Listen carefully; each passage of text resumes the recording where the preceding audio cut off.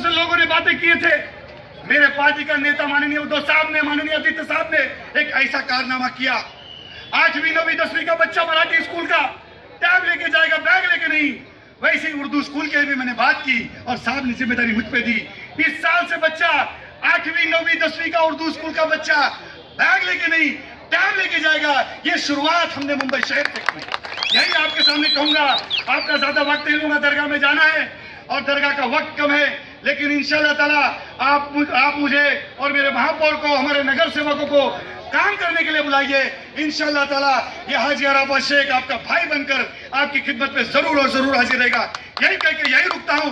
जाता जाता मी माझ्यावरती कवी पुष्पागजाची कविता सांगून जातो। चला भारू सुडसुडे गरवानेवरती, चला भारू सुडसुडे गरवानेवरती, कथा या खुल्या सागराला, अनंत आमची दया शक्ती, अनंत आमची आशा, किनारा तुला पामराला, किनारा तुला पामराला। जय हिंद, जय महाराष्ट्र, खुदा हाफिज।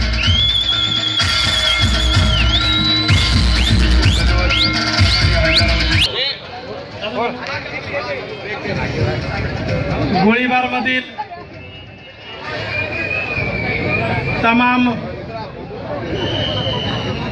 बंधु भगिनी,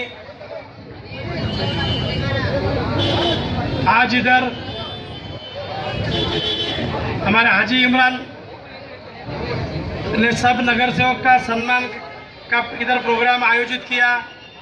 और प्रोग्राम के लिए हमारे शिवसेना के उपनेता हाजी अराफत शेख, सब शिवसेना के नगर सेवक, नगर सेविका, सब पदाधिकारी,